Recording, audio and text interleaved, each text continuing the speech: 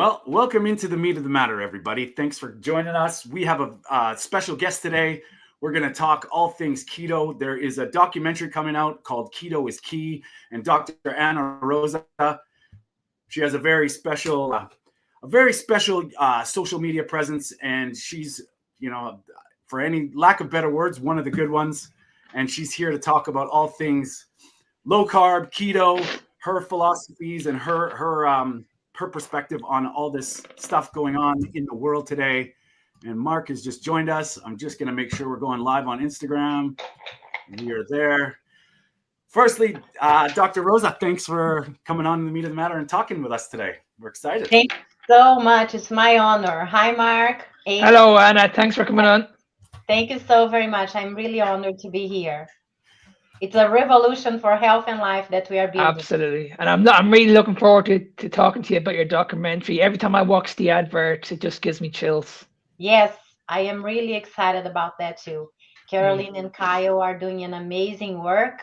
And I filmed with them twice, and it was amazing. And they interviewed all these brilliant people. So I'm so looking forward. It's like 15 days. It's 15 days from now. It's going to be released on February 28th. So it's 15 days from now. Yes. So let's talk a little. Let's talk. Sorry, Fiona, go ahead. We've got the trailer lined up, but I would like maybe if Anna, if you could just explain sort of your situation and how you kind of got involved with the Keto Is Key. So I'm a medical doctor, and I met Dr. Sean O'Mara when we worked together in Minnesota. Now I am in Nebraska. But we are friends, and we are friends for life. He's my doctor, he's my guide, he's my mentor, and I still work with him. We work together, we collaborate together. And that's when I got to learn about visceral fat, because as a radiologist and as a medical doctor, unfortunately, this is still not well taught in medical school. And I did medical school in Brazil, and I did the radiology residency and a doctorate in Brazil, and then the radiology residency and a fellowship here in the United States. And I had always heard about the consequences, right? Like the liver fat, the cirrhosis, the dementia, the diabetes, everything related, the chronic autoimmune inflammation. But visceral fat for me was like, what? Everybody has visceral fat. All the exams I read, everybody has visceral fat. And Sean brought to my attention that visceral fat is the major metabolic marker, right? The metabolic marker of producing inflammation 24/7 in your body. And when you reverse visceral fat, what you are doing is you are reversing disease. You are reversing inflammation. You are reversing diabetes. You are reversing insulin resistance. You are improving the function, the cognition in your brain by decreasing inflammation in the arteries that bring oxygen and flow to your brain. So anyway, by working with Sean, I started describing visceral fat in my radiology reports, because radiologists have the power to kind of guide the providers that are asking the exams, right? So it's really interesting that if I see a nodule in the lung, I can say, hey, this could be better evaluated doing blah, blah, blah. So by describing visceral fat, I can tell this is linked to metabolic disease, and you could get better by low carb foods, fasting, exercise, and I add all this to my reports now. And I believe, according to Sean, because I don't keep searching on the internet, but I believe, according to Sean, I was the first radiologist to start doing this in the whole world, which for me doesn't really matter. What matters is that we start and we keep building the revolution, right? We keep opening the doors.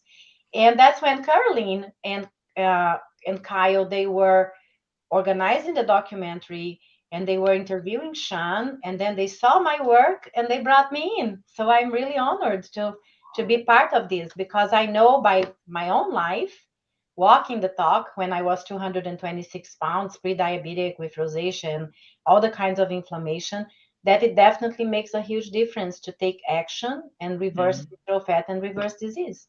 Well, this is the reason why we need the likes of yourself, Anna, and Jocelyn in this space, because we only had Jocelyn on last week, and she's a fellow doctor as well. And it's just amazing to see that we're seeing the likes of you now coming out and speaking about this.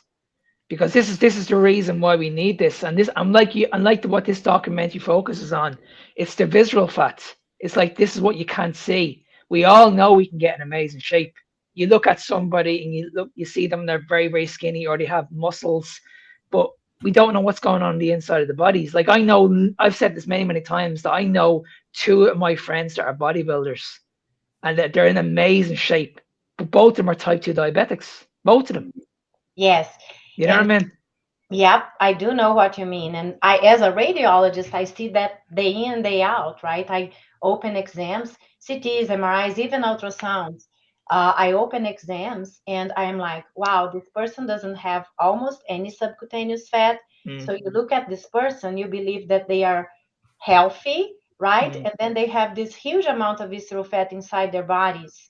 They are the thin outside fat inside, the TOFIs, right? And you only can see that by having an imaging exam, which the best one, the gold standard, is the MRI, because the MRI doesn't have radiation and does not need any intravenous contrast as well. And these people, the people, your friends who are that type 2, who have diabetes, and they look like as if they are healthy, they are the most important people for us to bring to our movement, because these people are the ones that are dying from a heart attack at 40, that are having a stroke at 50 and getting disabled. So it's because so they scary. don't know better. So scary. If they are healthy, right? They are the people that, you know, when statistically someone healthy drops dead of a heart attack out of nowhere, it's not out of nowhere. And that's the thing, where healthy people too. And it's like, well, no, because we're not defining health in that context. You're just assuming because somebody looks the part, like Mark was saying. Which and isn't it amazing that these death rates now are off the charts at the moment? Like, people are younger now dying. It's incredible. It's absolutely insane. And if you ask these people, like, were they healthy? I guarantee you the family would turn around and say they led a healthy lifestyle. They were in the gym. They were eating the healthy food. But what do you class as was healthy food? Because this is the question. Because when we ask the question, okay, what are you eating? Same stuff. We're eating the oats, we're eating the fruits, we're eating the vegetables, we're eating a lean source of protein. We're on the low fat diet. It's like, well, you know what I mean? And then you're trying to explain to them, like, okay, well, how long are you doing this? And they'll say, well, I've been doing it all my life. Were you on any medication? Yeah, I was on a list of medication. So how can you tell me that your diet's healthy then? Yes. And they are eating like 5 meals a day, and they live a stressful life, and they don't sleep well, right? So indoors all the time, playing video games or like social media, they don't enjoy the sun, right? So these are the people that they start having health problems like when they are in their 30s. Why? Because they are eating unhealthy since they were a child. Because nowadays, what do you give your child, right? You give like McDonald's, pizza, mac and cheese, all these kind of things, Doritos, Cheetos, whatever, right? So juice, you give your children juice, milk, right? All the inflammatory food. And you cook with vegetable oils. Like, I tell a friend of mine, when I lived in Brazil, I ate 10 years of my life in a way that I believed I was eating healthy. Beans and rice. And I was eating a little bit of beans, a little bit of brown rice because it's fiber, right? Cooking everything with canola oil because there was a heart in the jar, right? In the plastic bottle, and chicken and vegetables, and 3 to 5 meals a day. And I looked like I was healthy, but I wasn't, because I knew right now, when I look back, that I had a lot of visceral fat. I was a thin outside, fat inside, right? So, and then after, when I moved here to the United States, that's when my husband got sick and he died from colon cancer. That's when I completely didn't eat healthy at all, because in my own pattern of addiction, right? I was eating to numb my pain. So that's when I got to 226 pounds, and I was extremely, extremely sick, you know, like with asthma, rosacea, gastroesophageal reflux, and eosinophilic esophagitis, everything. But again, it's eating to numb my pain. So it's another thing that's very important, because people believe that getting healthy is getting in shape. But you don't get in shape if you don't shape your mind. Exactly. Because Yeah, and like what the man said at the end of the video, he says it perfectly. Food is medicine, but the right type of food. Yes. And I real think that's food. important. Real food, yeah. We have to be very specific on what real food is. That's what I'm saying. Like he's saying, like food can be medicine, but you need to do a little bit more research into what is real food, because when we all know this, but when you go and see your doctor and he tells you your cholesterol is high, that's the first thing he'll say to you. And what does he do? He just wants to put you on a pill straight away. Exactly. Straight away. He doesn't even talk about the importance of cholesterol. Exactly, because the cholesterol is a hormone that is the foundation of everything in your body. So what you don't want is the inflamed cholesterol, but you can reverse the inflamed cholesterol if you reverse the inflammation from the visceral fat. And yes, food is medicine, and not having food is medicine as well. Yeah. Like the fasting is not eating 5 meals a day, is eating when you are hungry, and definitely asking yourself, am I hungry? Am I thirsty? Or am I eating my feelings? Right? Yeah. Because there's a difference there too. Yeah. I think, and that's the thing where a lot of people, we argue about like, oh, vegetarian, carnivore, blah, blah, blah, keto. It doesn't really matter. I think the question is, what is food? And if you can get as close as you can, do your due diligence and figure out for you what is, it becomes a lot easier in the process. We all know ultra processed food is garbage. We all know, like, people that understand the whole seed oil thing. I mean, oh man, you mentioned it earlier, like, just because it's got a heart on it, think, why? Where does this come from? How long has this been around? What's going? And once you start to rationalize yourself through this, you'll figure out your own diet. Like, And the thing is, like, when you're eating these foods and there's something wrong with you, you just, your gut is not the best, your mitochondria is all over the place. Yes. You just think this is normal. Yeah. This is normal as you get older. I'm meant to be like this. I'm meant to be miserable. You know, that kind of. Or it's you're broken. You're broken. Yeah. You're unlucky. Your genetics are Yeah.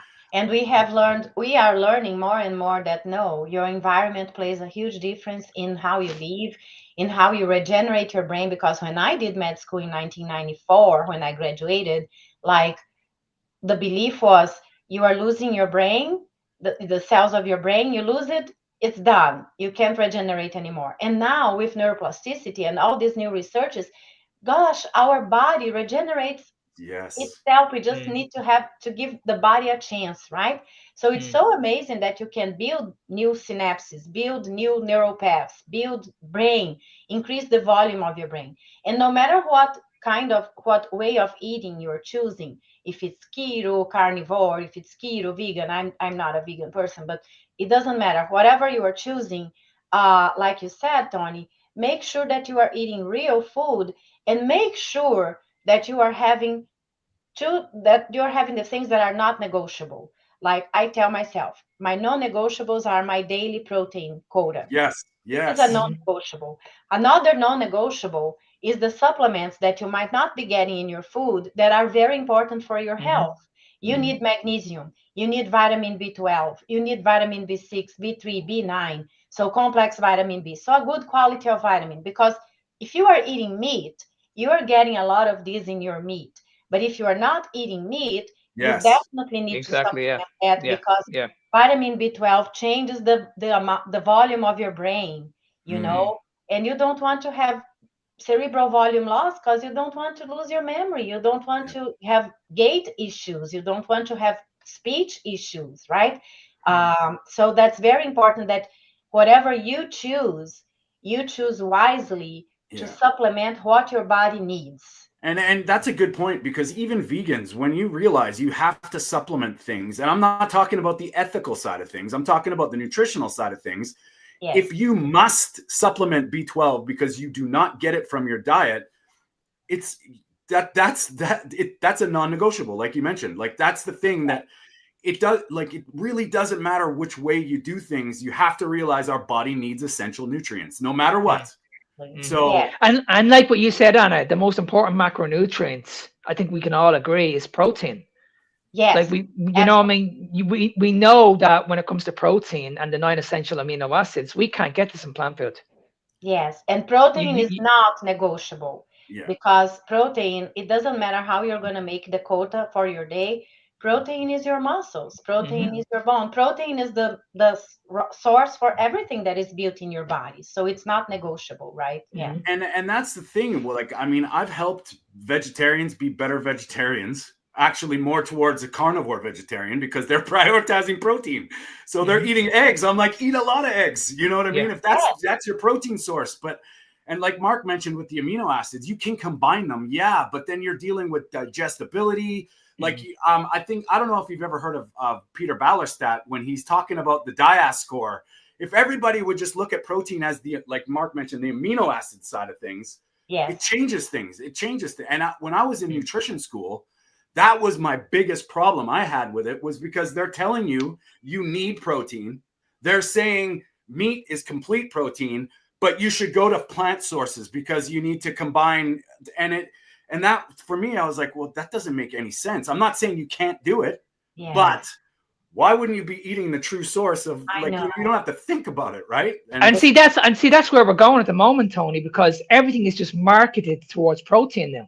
Yeah. You can get protein in breads, you can get protein in bars, whey protein. It's everywhere now. It's literally in your face. So nobody understands what real protein is. That's what Peter Ballerstadt says.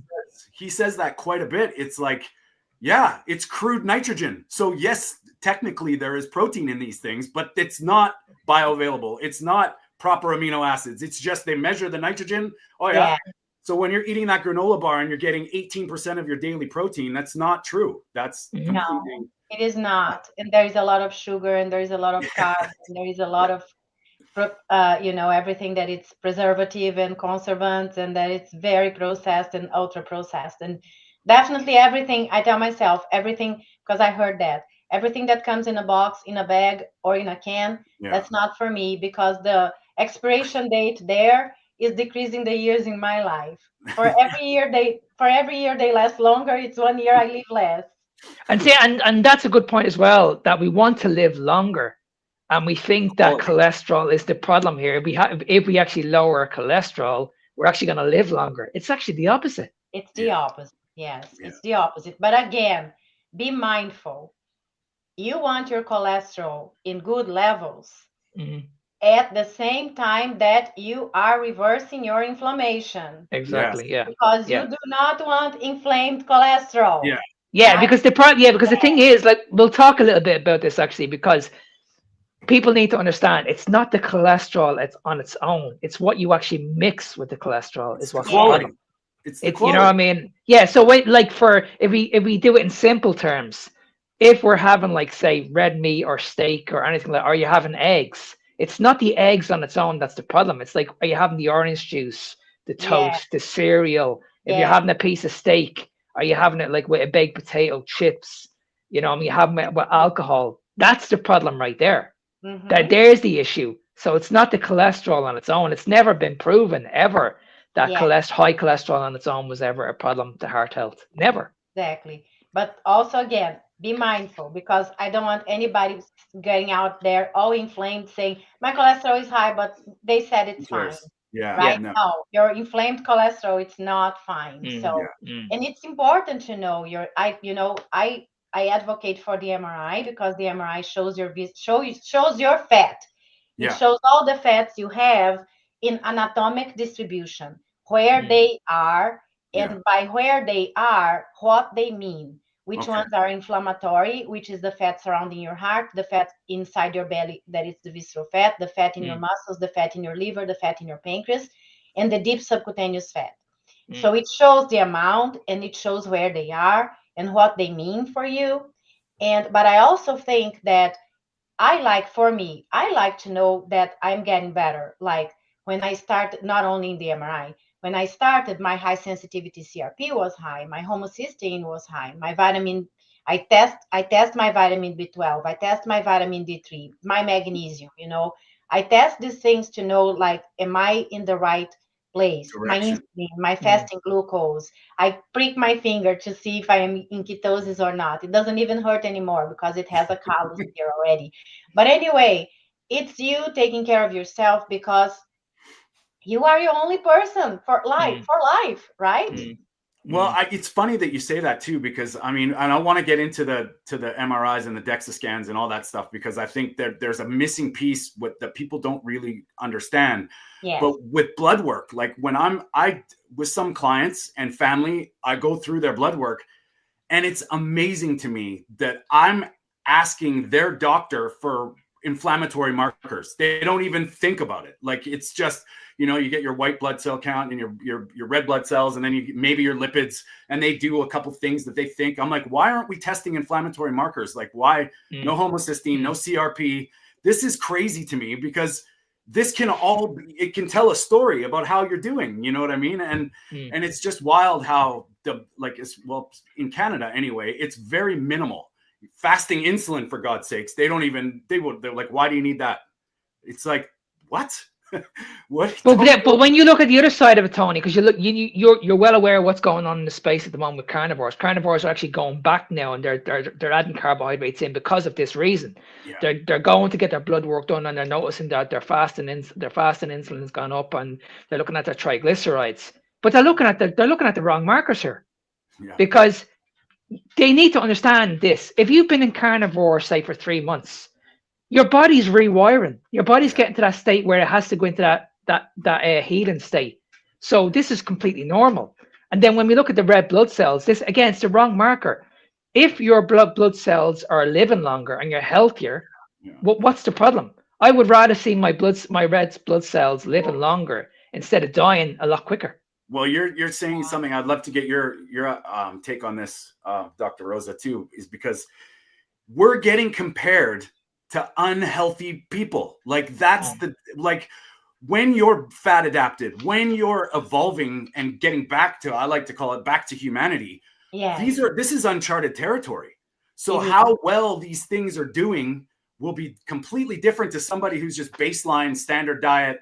And that's what we're getting compared to, because our average numbers, the lab average numbers are from the average population that, unfortunately, 90% is still very sick, right? 90 to 90% of the people are still very sick. So you should always aim for the higher levels of the range, right? The higher levels of the range.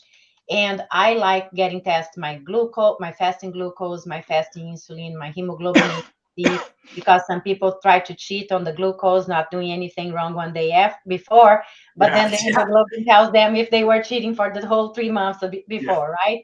And then the lipidogram to check your triglycerides. And then I like to check the magnesium, the vitamin D3, what else? Homocysteine, protein, high sensitive CRP. There are other things, but now I'm not remembering. But the most important thing that you're saying is that for the things that are good for you, you want to be in the higher levels, and for the things that are not good, you want to be in the lower levels. Like the triglycerides, you want to be in the lower levels. My HDL now always flag me as if it's high, and I'm like, why are you flagging me if I'm high? It's good, right? But it's the way that the world is. But the major thing is for you to feel in your body. You're going to see better clarity of thought, better energy, better sleep, better movement, better flexibility, everything, better way of breathing. Everything is going to be getting better and better in your own body. And there is a time that you were talking there, that in the beginning, you're going to lose it very fast, and you're going to reverse very fast the inflammation. And you're going to drop pounds because you're losing water. Inflammation is edema. Edema is water. Right? So you're going to lose lots of pounds, and I'm losing weight. No, you're losing inflammation, which is way better than losing weight. But anyway, there gets to a point that you might feel that you're stuck, but it's because your body, like you said, Mark, is rewiring. Your body got to a point, okay, what's going on here? Oh, I have a chance to heal. Wait a second. What am I going to do next? Let me prioritize here. What am I going to do next to accept the chance of healing? And then you reverse the fat surrounding your heart, because that's that gives you a heart attack. And then you still think, I'm not losing weight because I'm not decreasing my waist. Well, you are losing inflammation in the fat that you are not seeing surrounding your heart. And then after that, you lose the fat in your belly. And then after that, you're going to lose your love handles. And at the same time, you will be building muscle, but it's a process. You don't do 10, your body cannot do like all the things together. It is doing prioritizing. I'm putting more energy here in your heart at the same time that I'm working in the other areas. But let's fix this first because that's more important. And yeah, because I think sorry, Alex, go ahead. go ahead. Sorry. And then it goes changing, you know, and you start becoming leaner. And forget about the scale because you're not going to be. That's a tough one. I hope you don't lose weight on the scale. I do. Because if you don't lose weight on the scale, that means you are burning and you are getting leaner. That means you are reversing your visceral fat and you are gaining muscle and bones. Exactly. Yeah. I can't wait. I've actually got a dozen, right? I've got I was just go ahead. I've got a couple clients that can't wait to hear that. Like that, it's funny how nobody talks about that side of things. It's like, no. This is a good thing. You know, everything is getting better and the scale's staying the same. You're doing good things. Like exactly. And see that, and I think don't lose weight in the scale. I even hope that you gain weight on the scale at the same time that you're getting leaner because it's muscle and it is bones. Yeah, and I think the most important thing is if you're going into the carnivore diet, you're going into the carnivore diet because you want to fix yourself the right way. Don't look at it as like a diet. We want to move away from that. That's not what this is all about. And one thing that I like you said there, you want to fix your body in the right way. If you want to fix your body in the right way, why are you using the measurements of the old way? Exactly. Yeah. Because when you think about it, the right way, which is because when you look at what we're currently doing at the moment, we're chasing calories. But chasing calories has nothing to do with fat storage. It's the old way again, right? It has nothing to do with it. Yeah. So if you are in a calorie deficit, like you said, you're removing water away from your body. You're removing inflammation away from your body. Where's that inflammation coming from? It's coming from the carbohydrates. So before you get to that stage where you need to tap into your body fats and you get to that maintenance level, you need to remove the inflammation for your body first. And that's why I keep saying to people, like when you come into this diet, first of all, forget about the weight loss. That's not the most important thing. You need to heal.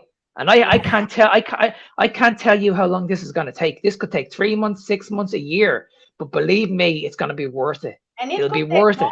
But you should keep doing because mine took more. Mine took almost 3 years for me to be able to really see the changes in me. I was seeing minor changes. But why?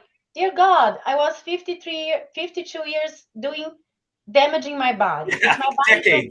If my body took only 3 years to get better, for me to see results, that's amazing because I damaged my body 52 years. Yeah, exactly. Right? Exactly. Yeah. So it's just an exercise of patience, of commitment, consistency, and compassion to you, right? But again, another thing that you said, yes, don't call it a diet. I urge people to not say that either. You are not on a keto diet. You are not on a low carb diet. You are not on a diet. The diet is the fattening diet, the inflammation diet. The diet is what the people around you and the people around you are and you were eating. And me too. The diet is what was making our muscles Wagyu beef, right? The diet is what built the inflammation in us. So when you go back to eating as you are supposed to be eating, you are not on a diet. You are eating properly. The people who are not eating properly are on the fattening inflammation diet. And the thing is, when people hear the word diet, they panic because they're like, okay, I'm going to be starving. It's not going to last. It's not sustainable. So that's why we need to move away from that. The reason why you're starving is because this never works. We know we can go in a low calorie diet. We know we can lose weight on a low calorie diet, but how long does it last for?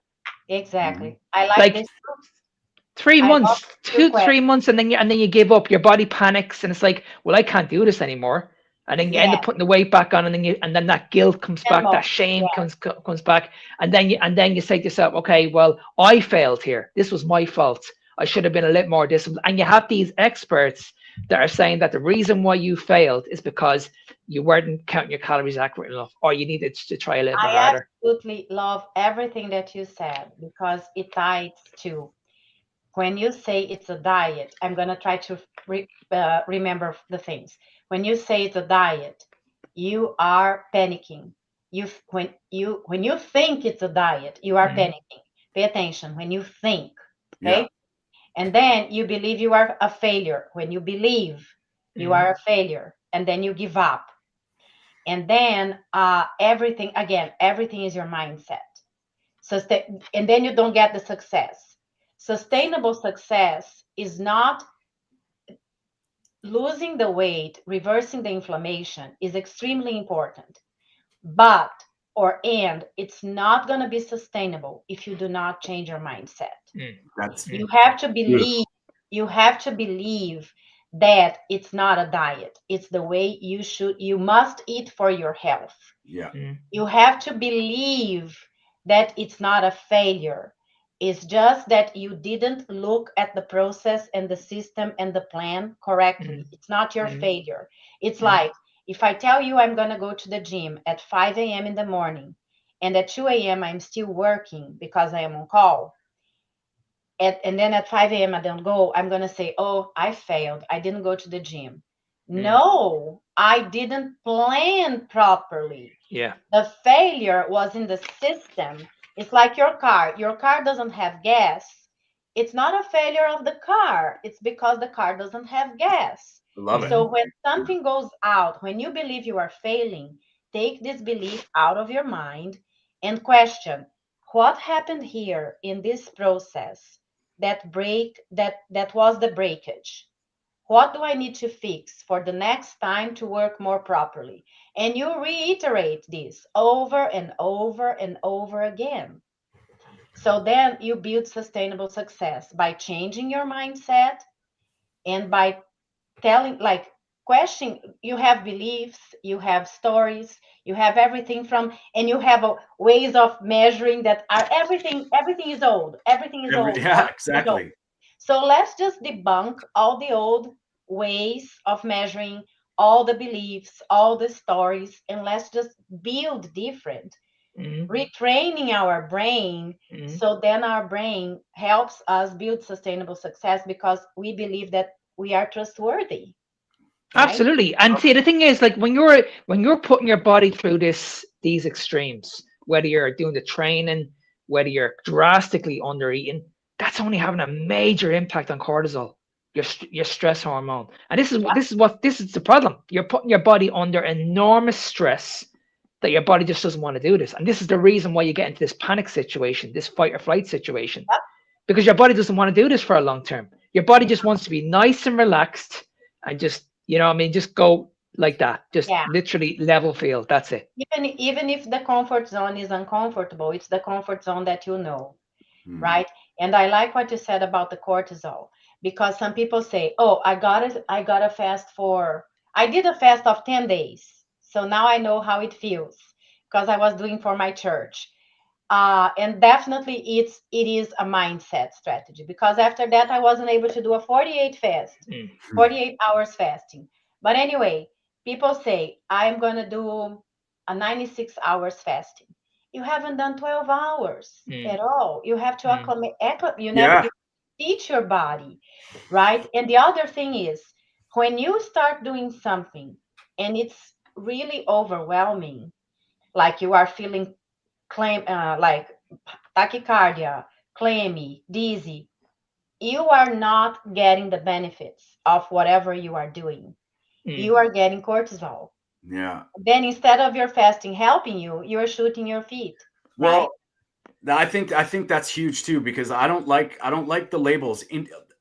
Intermittent fasting can be very muddy because people assume they have to white knuckle through a certain time and they're not ready. Either they're not ready to, or if your body's trying to survive and you're trying to will out that fast, and I'm not talking about spiritual reasons or not challenging yourself from time to time, but understanding that you should not be like having these things happen. And just for the sake of needing to fast for 72 hours, that's you know, you got to look And at see, it. the wrong thing to do is to go from one diet to another diet. Yes. That's, you know what I mean? It's like, okay, well, I've done the normal diets for years. I know what it feels like. But when you come into this space, this is not a diet. We're trying to rewire the body hormonally. We Yeah. want to make sure your body's working and functioning the way it should be before we start losing weight. Because when you get to that stage, it's so much easier because Yeah. your body's healed. Because I say this to people all the time. Once I get you to that stage and you're fat adapted, I can throw whatever I want at you, and it won't be a shock to the system.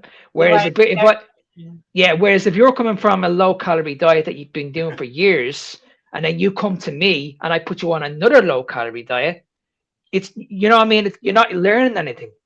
So at the very, very beginning, this is what I'm saying. You shouldn't be learning about restricting, going on a low calorie diet. Forget about that. Just get your body working hormonally the way it should be and just focus on the healing part.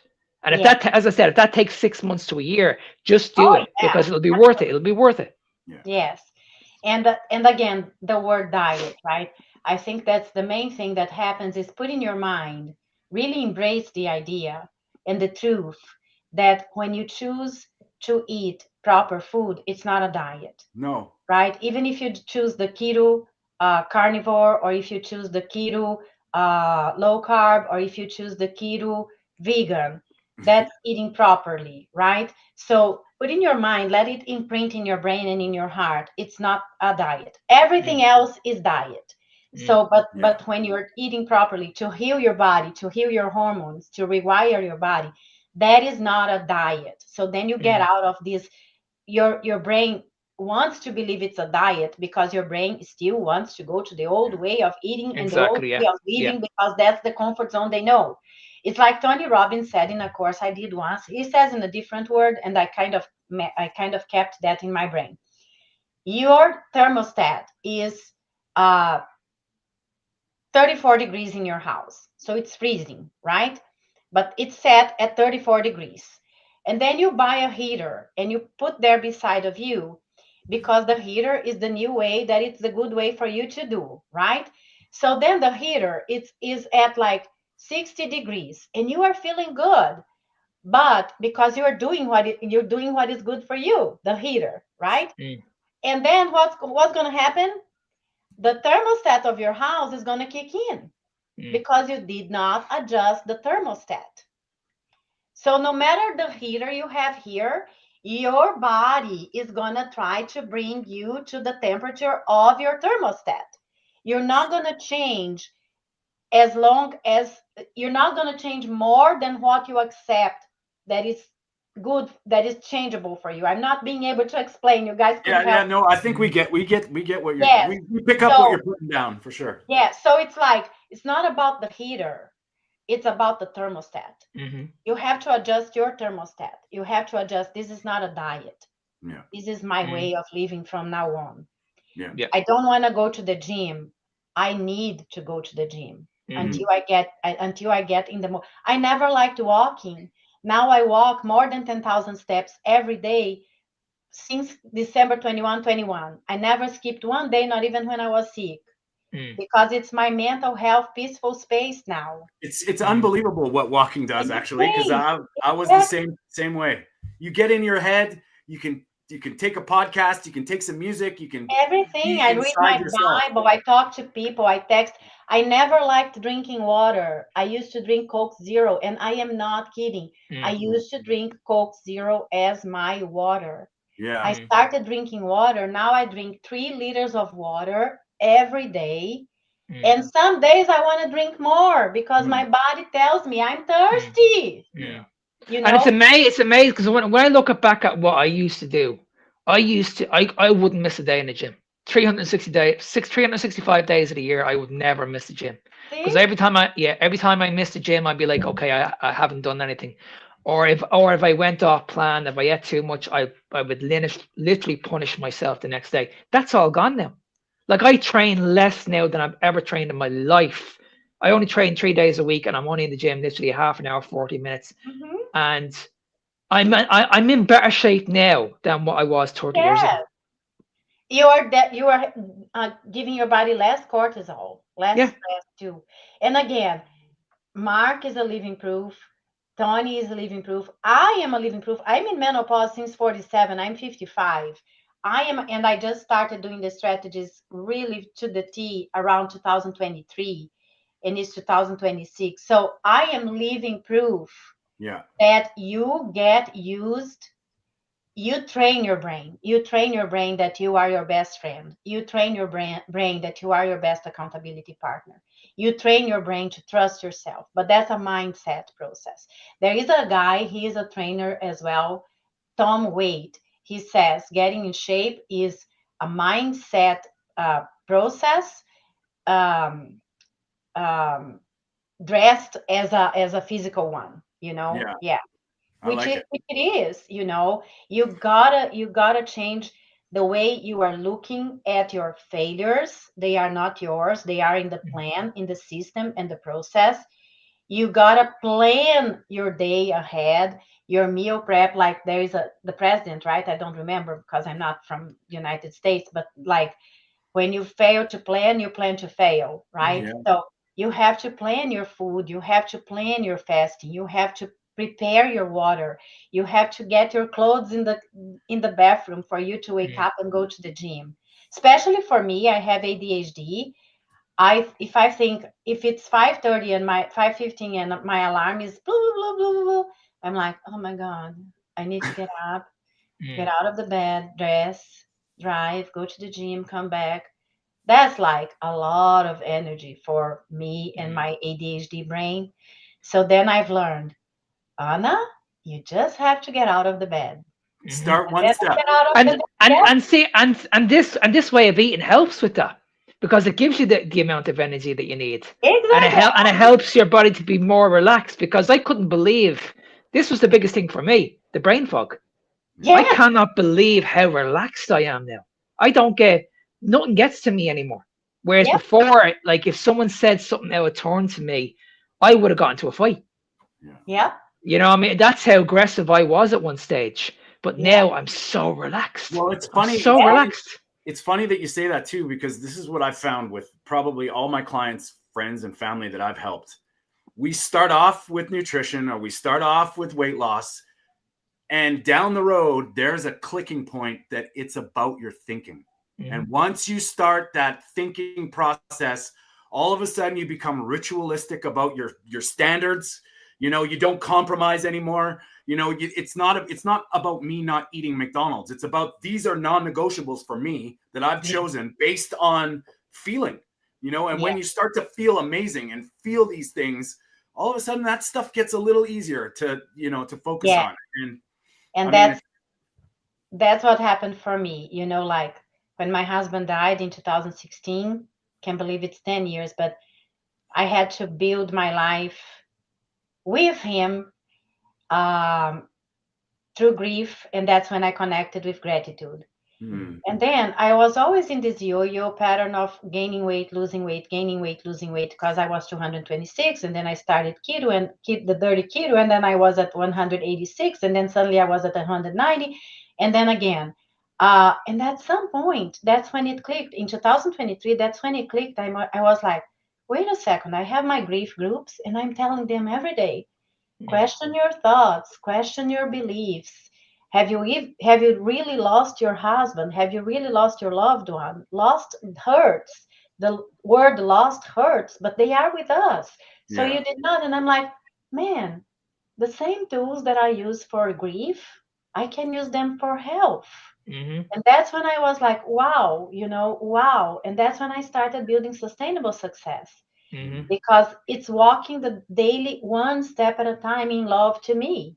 yeah, One step Absolutely. at a Self time, love, questioning. Yes, 100%. one step at a time, questioning the beliefs, the thoughts, the stories that come, and breaking the patterns and building new ones. And I love when you said compromise, because it's another word that hurts. Because now I tell myself, I'm not doing anything, I'm not compromising when I yeah, don't eat, when I don't drink Coke Zero. I'm not compromising when I don't eat pasta or cake. I am investing. yeah, Exactly. I Yeah. am yeah, investing in my life. I am investing in my body, the vessel of my soul, yeah, right?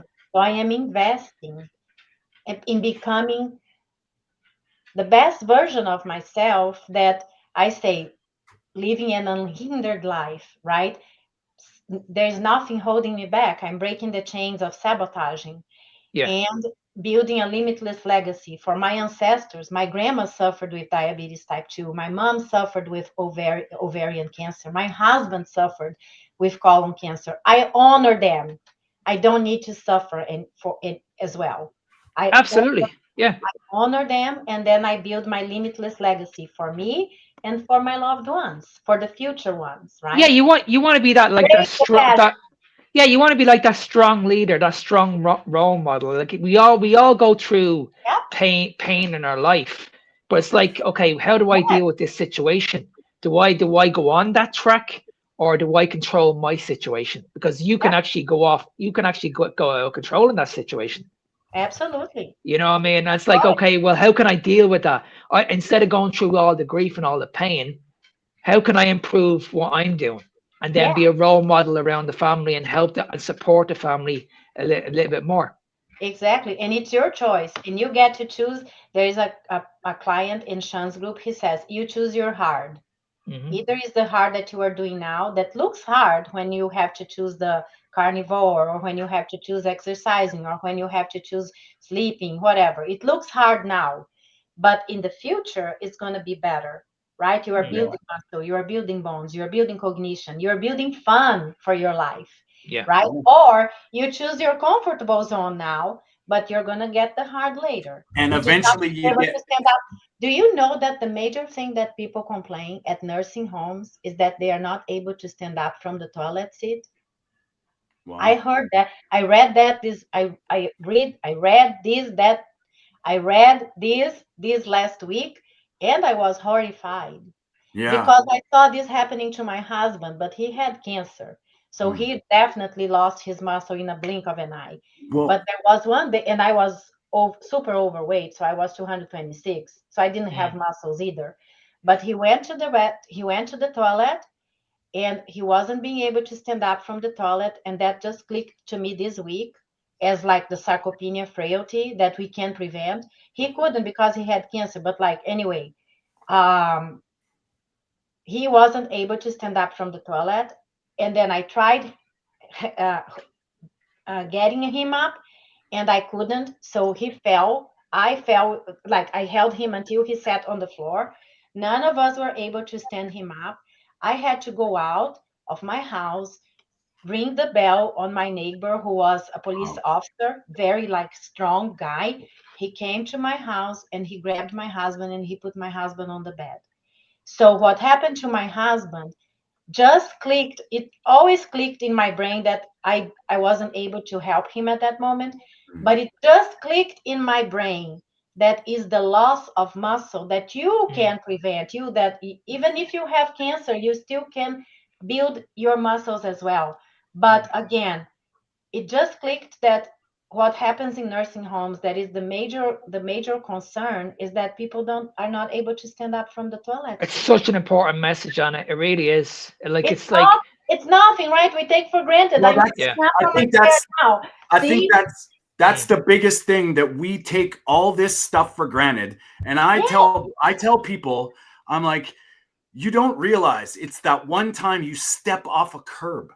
If Yeah. your body is not able to, you slip. You know, these are stupid accidents that happen to us Yeah. all. And if your Yeah. body's not prepared, the older you get, and this is the stuff that I try and tell people, I'm like, you're not thinking about this stuff right now, but when you can't tie your shoes or you get stuck Oh my. down there, Yes. what happens Mm. then? You know, like that was my wake up call for walking as well. Because my dad, he was a surgeon, but he had like, my God, my dad had severe visceral fat. His belly was like that. Mm. So he was brilliant in his brain, but completely frail. He fell, he broke his hip, and he declined, and he declined. And 3 months later, he was in the hospital and he died. Yeah. But, and I saw his CT, but I didn't need to see his CT to know that he was pure visceral fat and no muscles. Yeah. But he was so sharp in his brain. And he was saying, I am dying because I am frail. Mm. And that's when I started walking in September 2021. He died in August. And I told myself I will never stop. I will not be like my dad, because as a radiologist, I was walking the same path, a workaholic, and and I did 3,000, I did 5,000, I did 7,000, I did 4,000. And then one day, December 21, I hit 10,000. And I told myself, I'll never do less than 10,000 steps again. And I did not. Like as if I am a workaholic and I am marking my days. Yeah. And that helped me, because you see your loved one and you honor them now by doing what is good for you. And you teach your kids and grandkids.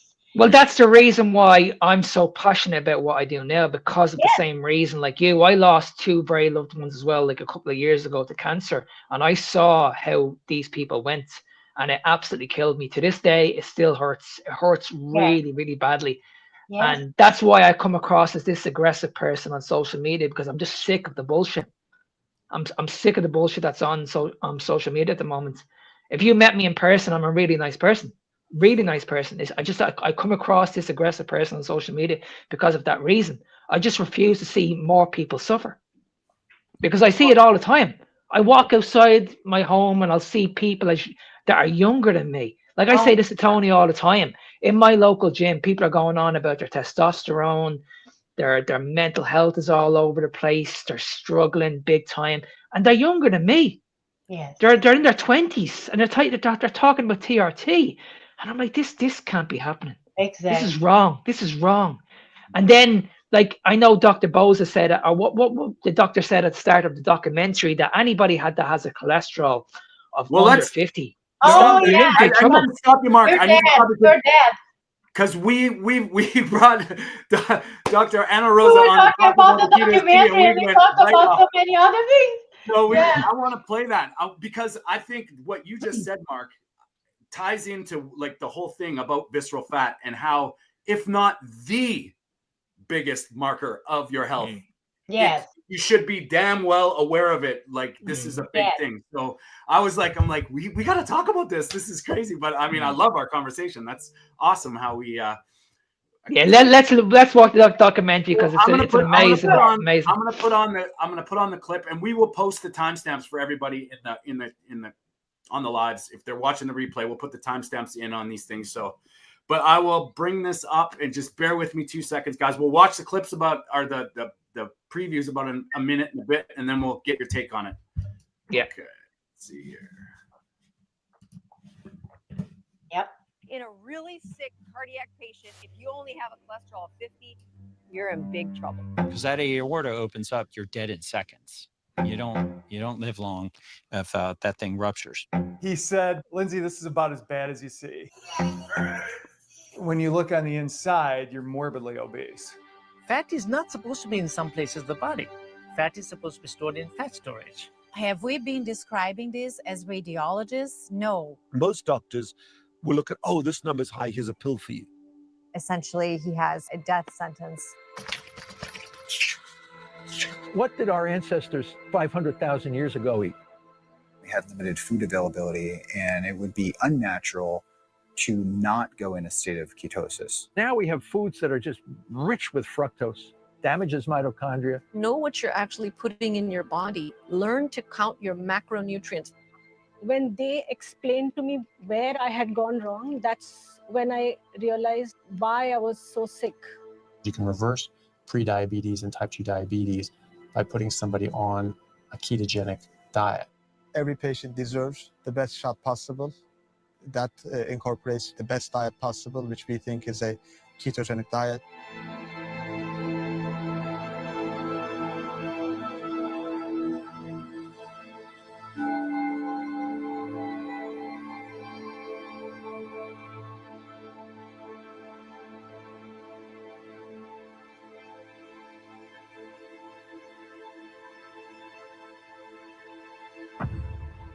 Food is my medicine, but the right kind of food.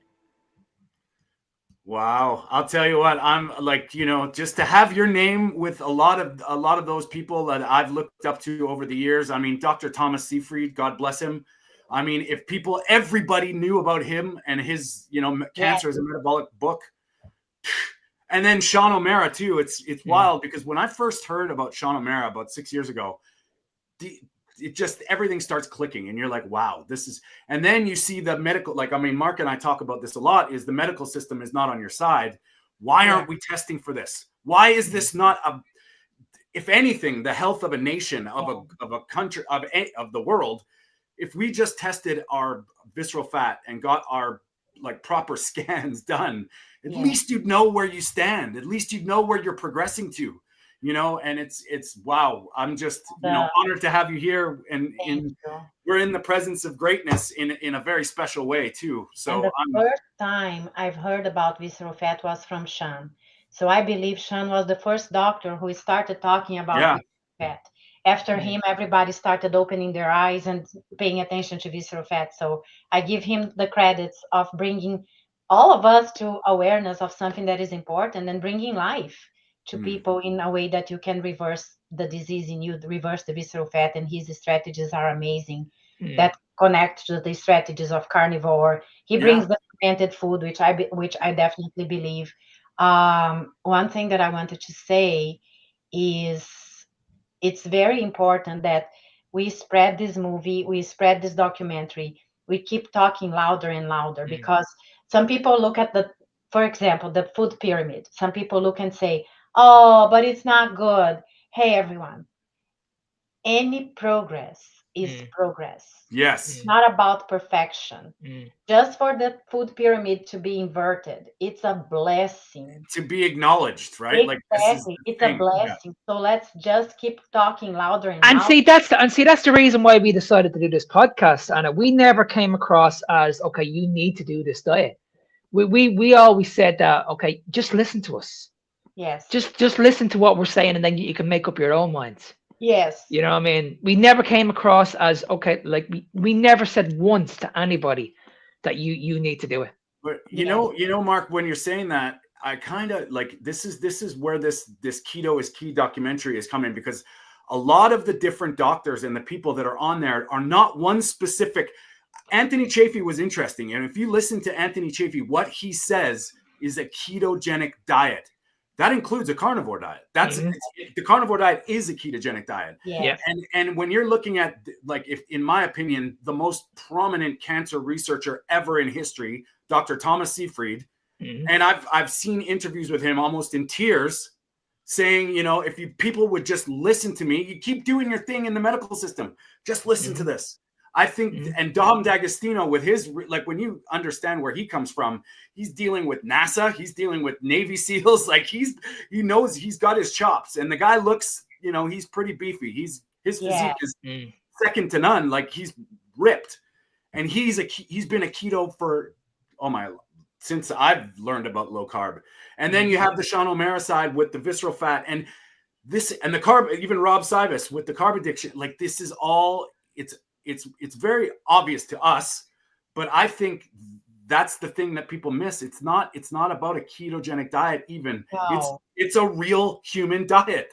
I think the most important thing is, like, we just want to be, if anything, you want to be on a low carbohydrate diet. Like, no matter which way you look at it, low carbohydrate, keto, carnivore, it's like pick one, wherever one you want to do, just pick one. I mean, I think that's the food pyramid inversion that's beautiful, because their grains are unnecessary. They're not necessary. So stop telling the world that they are, and that's a big message. And what I would say too is, like, an apology as a doctor, like, we were not taught this. We are not taught this. And unfortunately, everywhere in the world, we work extremely long hours through a lot of stress. So many doctors don't have time, but mainly don't have energy to get updated. So it's our work as well as patients. And I'm a doctor, but I'm talking as a patient. It's our work as a patient to bring these updated versions to our doctors and discuss with them. So then we open their minds. And the doctor who doesn't want to open their minds, maybe it's not the doctor supposed to be your doctor, but you don't have to condemn that person either. Yeah. Right? But I'm glad, but I'm glad you said that, Anna, that you weren't taught this. I wish more doctors were honest with you, because like when you ask a doctor the simple question, like how many years did you study nutrition? He won't even give you the answer. No. He won't even give you, he won't even answer you. We were not taught about visceral fat either. We are taught about everything, the consequences, like I said, the liver, the pancreas, the brain, everything, the chronic inflammatory diseases. We learn all of this, and we are there to take care of you. We said we do not want to do any harm, but again, we were not taught. So we are learning, lots of people are learning, and that's what I'm saying. Let's keep advocating, let's keep talking, let's keep being louder and louder, and let's keep like advocating for CPT codes for doctors to have more time as well to spend with metabolic health. Yes. I think that's a big lesson. That's a big lesson here. It's not personal. It's not doctors. This is a system. No. This is a global system that's failing, not people, right? Why can't we not work together? Yeah. Yes, it's easy to you know what I mean? And say, oh, the doctors don't know this, the doctors are not doing that. And I agree, I wasn't doing this. I didn't know that. But I'm learning, and it's a process of learning. So the same way that I'm learning, and the same way that these brilliant doctors are in the documentaries, let's just take advantage of the time that we are right now and really build a revolution for health and life, like I'm saying. Let's just talk louder. Let's just advocate. Let's just contact the politicians. Let's just, ask for the colleges to change. Let's ask for CPT codes. Instead of pointing fingers that the food pyramid doesn't look good, or the doctor is not knowing that, let's come together as a coalition. And okay, the food pyramid changed a little bit. What do we need to do to change it better next? Exactly. Faster, the next time faster, right? And the doctors don't know that. How could we help the doctors to start learning that? Exactly. How could we help the colleges to be required to bring that as a knowledge? So then all the doctors from now on are going to know it during the time that they are getting trained, and they will not need to be looking at this at 1 a.m. in the morning when they have to wake up at 6. Yeah. Right? Yeah, just like having coming together, like you said, we are all together on this.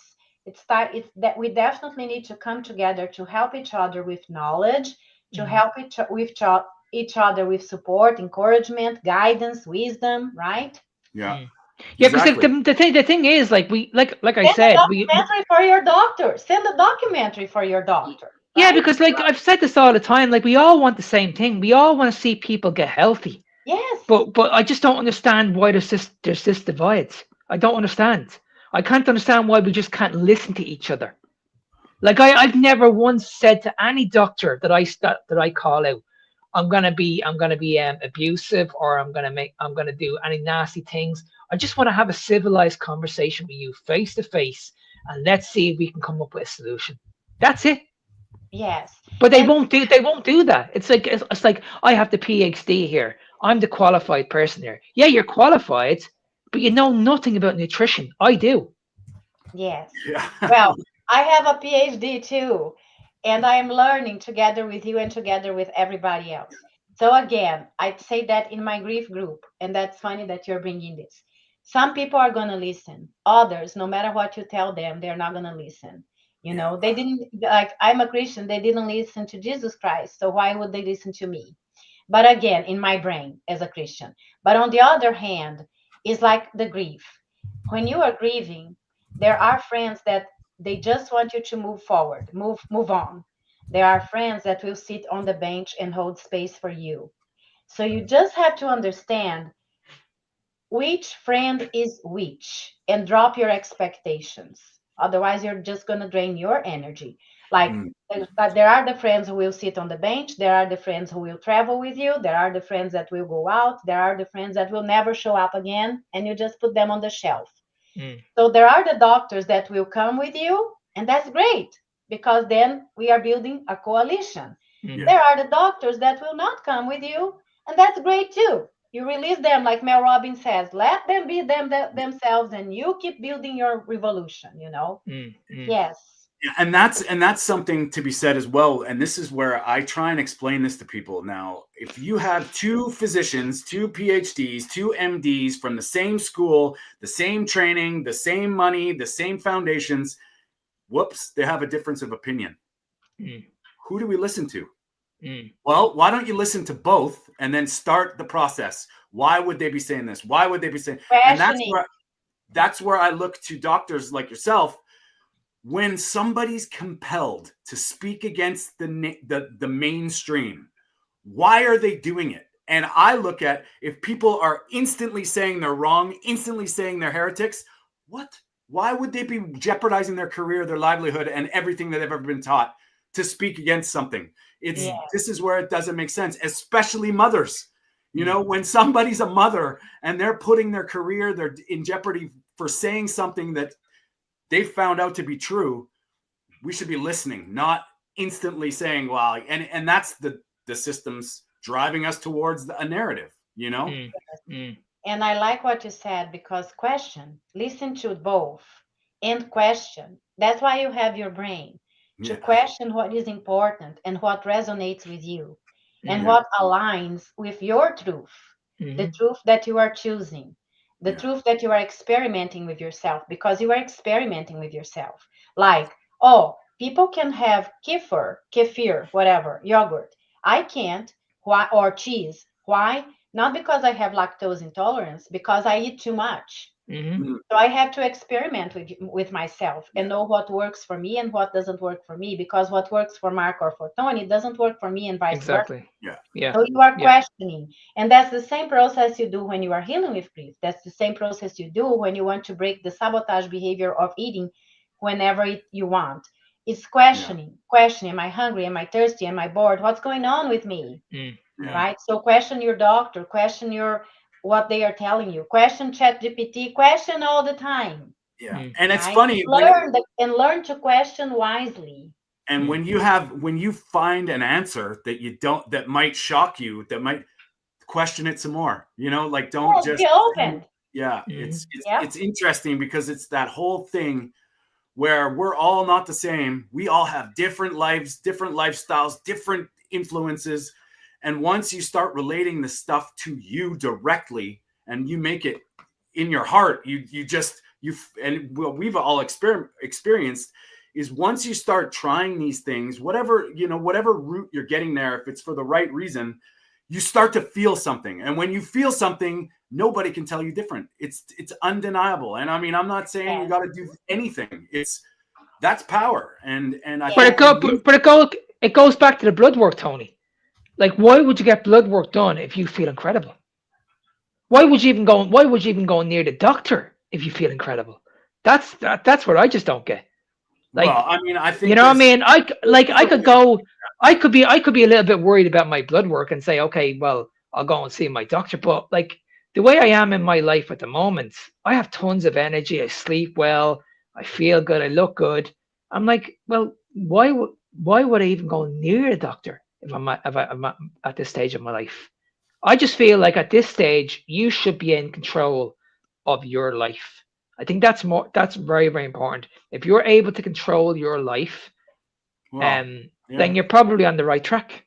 I mean, I think it's about how you feel. How you feel is the most important thing. Like, it doesn't matter. Like, anybody can tell you anything. If you feel great and amazing, that's a good thing. And again, it's variable on how you feel. It's variable on how you feel reassured. I could feel really great, but I like seeing my blood tests. Yeah. You know, so again, it's just respecting. You don't care about getting your tests because you're feeling great and you are feeling great.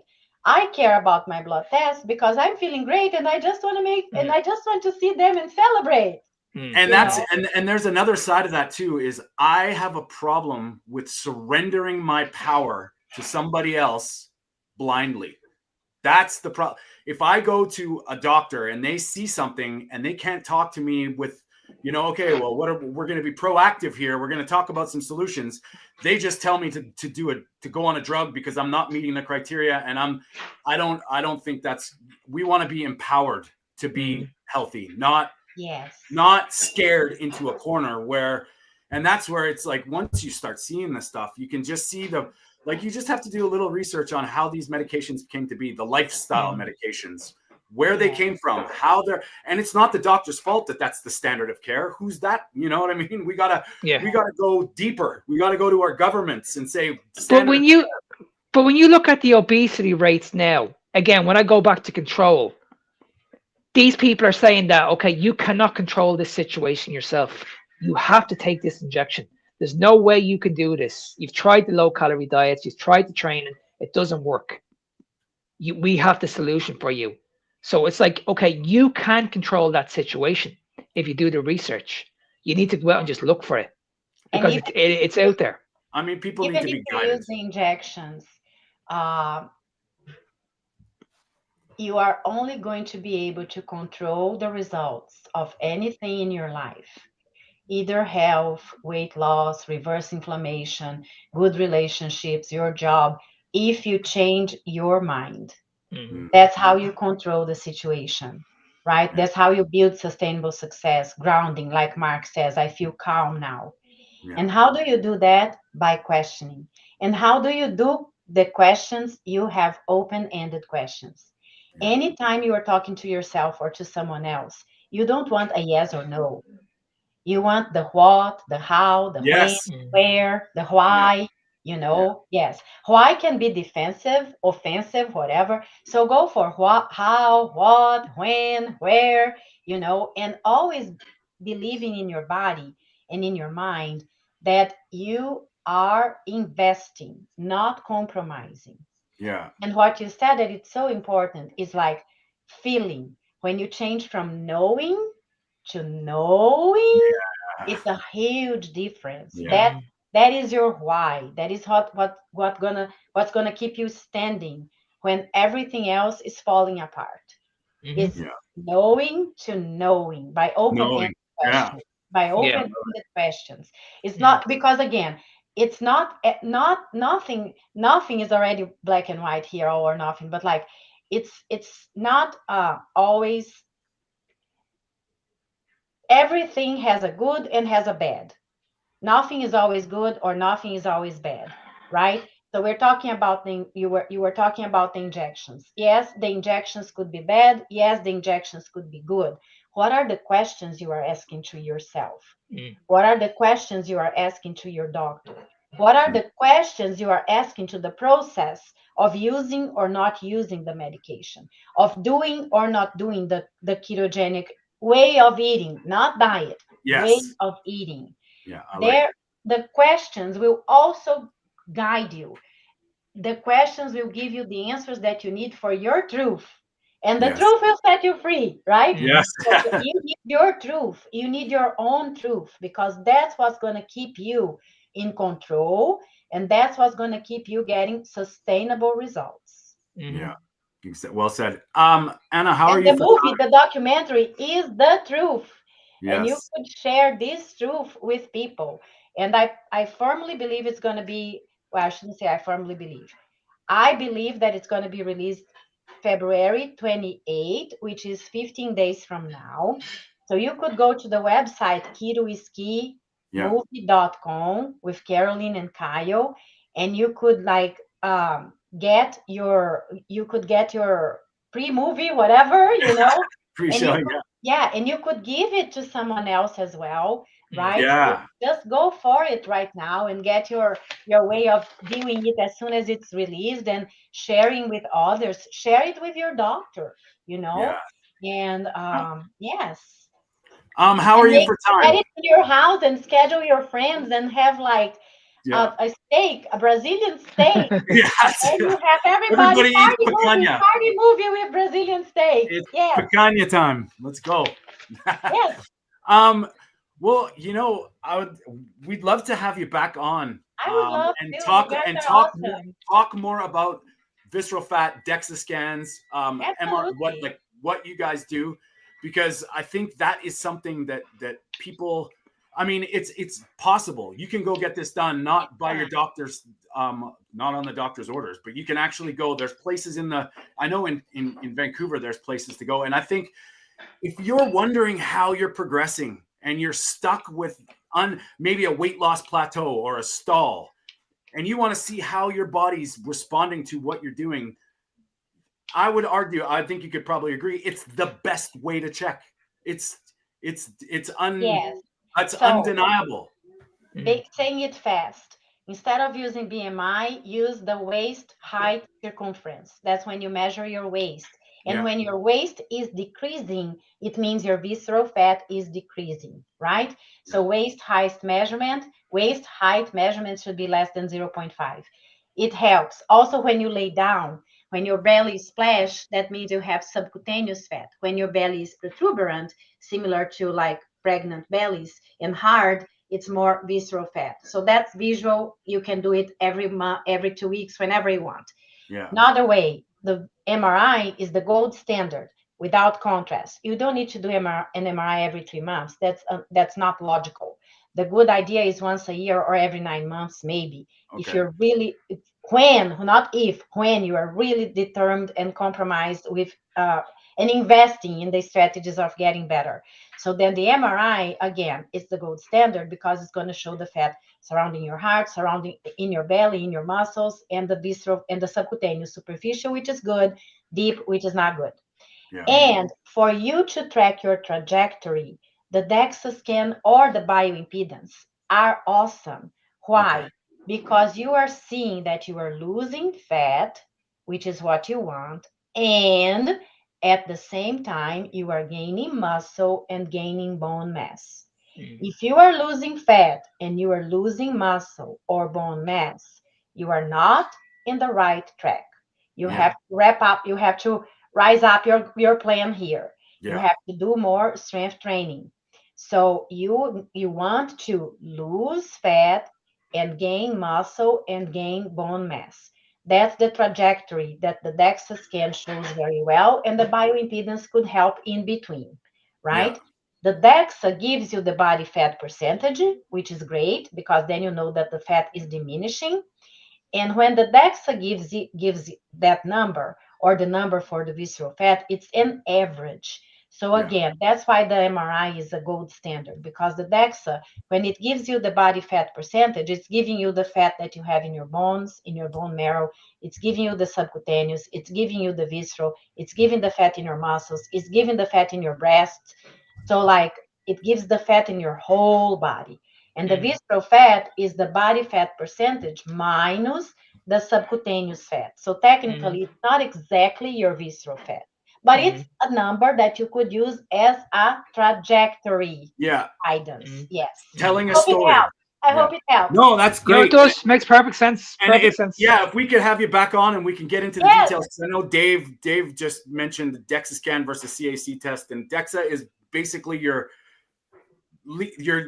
tissue, like your muscle, your fat.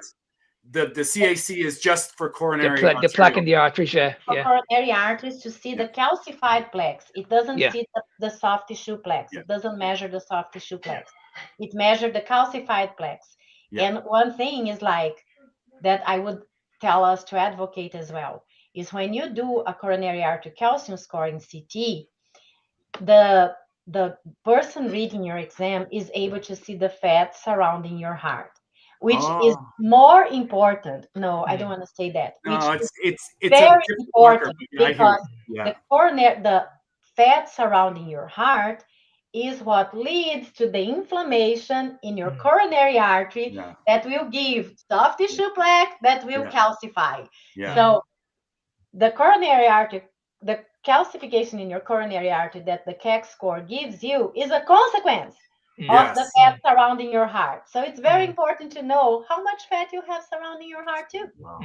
And then we definitely need to get you on it, because I'm having a conversation with somebody about this now next week, because he's in this space, he works in this space, and he's going on about stuffed fat cells, and if we had too much fat, this can lead to insulin resistance, and this can lead to diabetes. Yeah, how you build visceral fat? What happens in your body that you are building visceral fat? What is visceral fat creating? Insulin resistance, pre-diabetes, diabetes, and all this other stuff, right? Dementia, vascular dementia. But what I'm saying is, though, this guy he's not talking about the sugar aspect. He's talking about if we consume too much fat. Okay. So if we consume too much fat, this is going to lead to insulin resistance. A stuffed fat cell is going to have the same impact, and this is going to lead to pre-diabetic, which I don't think is right, because this is what I don't like about the carnivore space, is because when you're getting your blood work done, it's the wrong message. You're focusing on the wrong thing here. Yeah. Whereas if you look at your triglycerides, if your triglycerides are going up, well, all you have to do, Mark, is look at visceral fat. And look at your blood cells as well, though. Look at your red blood cells, because just because your glucose is going up, we know that if your blood cells are getting healthier, your blood cells are able to absorb more sugar. Well, hemoglobin A1C can be. Yeah. So it's the wrong marker. So it's like, okay, well, hang on a second. I think what you're doing here, you're giving out the wrong information. You're convinced that we should follow your blood work. But I would be saying, okay, well, why would I follow blood work again, what we've been saying, if I feel really, really good? Now, if you are struggling to lose weight, that's different. Because this is what we've been speaking about at the very, very beginning. When you do carnivore at the beginning, everything works really, really well. You're healing the body, everything works really, really well. But then you're going to hit a plateau. You're going to like, okay, well, I'm doing everything now, but I can't lose the weight anymore. So this is what really drives me crazy with the carnivore space, because they're just saying you can eat as much as you want. But that's at the very, very beginning. But when you get to that stage, that's when you need to start tracking your macros. So that means if you need to drop your fat down and maybe increase your protein, if it works for you and you're... We just lost Mark.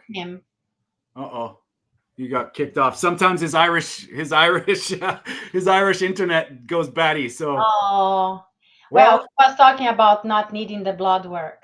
Yeah. I am a person that I use the blood work as my accountability partner too. So that's why I get mine. But yes, go ahead, Mark. I was just saying because I think that's the most important thing, is that when you get to that stage where you're metabolically flexible, you're fat adapted, it's like, okay, you're not broken. You don't need to introduce the carbohydrates back in. It's just a matter of just titrating the macros. So you might need to bring the protein or the fats down, increase the protein. And if it gets you the results and you look amazing, that's all that matters. That's all that matters, because you're the researcher, not your doctor, not your coach. You're the research. You are your own research. You are your own project. Yes. Well, and I love you saying you are not broken, because you are not broken. Listen to this. You are not broken. You are hurting your body, which is completely different from being broken. Exactly. When you give your body a chance, your body heals fast. And even if you don't believe it's fast, just stop and ask the question, for how long have I been hurting my body? Yeah. So then you will understand that you give like maybe 3 months for every year, and look at that. If you are damaging your body for 50 years and you give 3 months, in 3 years you probably are going to be fine and you're going to be way better. And again, it's not about it. There will never be a final point. There will never be a final destination. Oh, I'm really healthy right now. There is always room for improvement, and there is progress, not perfection. So then you decrease stress in yourself. You decrease the stress. And your body's constantly healing. It's just doing that. And if you give it the right formula, it takes care of itself, and it's always doing it, you know? Yep. Well, Dr. Ana Rosa, this has been an amazing conversation. There are so many places I would love to go. I hope we didn't deviate much. No, well, you know what? Honestly, Anna, we could have done another 3 hours in this. Yeah. I love talking, yes, but I hope I didn't deviate, because you said, I want to talk about the documentary, and you didn't talk much about it.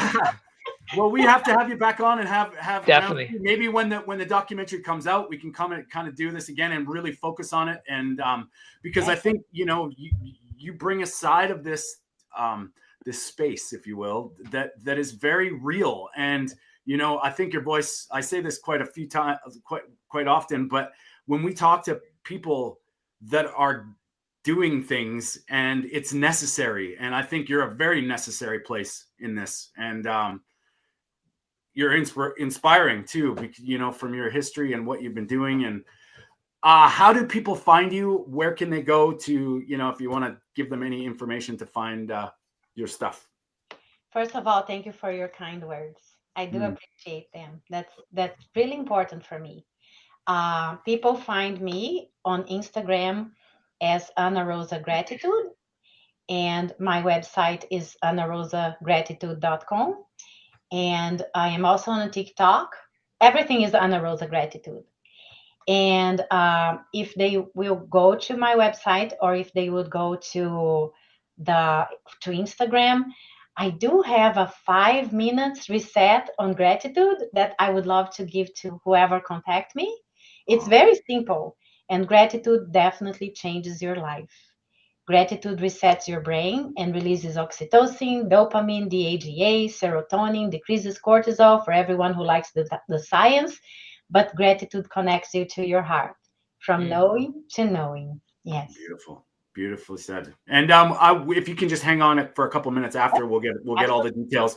We'll put all the details in the description, including the links to the Keto Is Key and all of Anna's stuff. Mark, any final thoughts? Anything to say? No, it's been, honestly, Anna, it's been an absolute pleasure. And like Tony said, we would love to have you back on, because there's so much more that I'd like to speak about.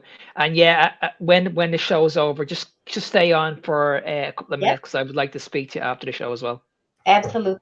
And I'm setting the intention of getting to visit Tony in Canada and Mark in Ireland. Yes. Both places that I know that are beautiful, and I haven't gone there yet.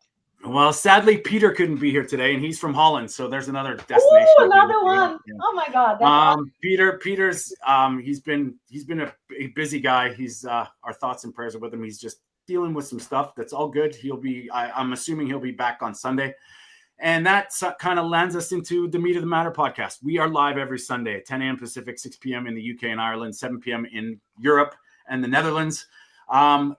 We are blessed to have guests come on and do these impromptu live conversations.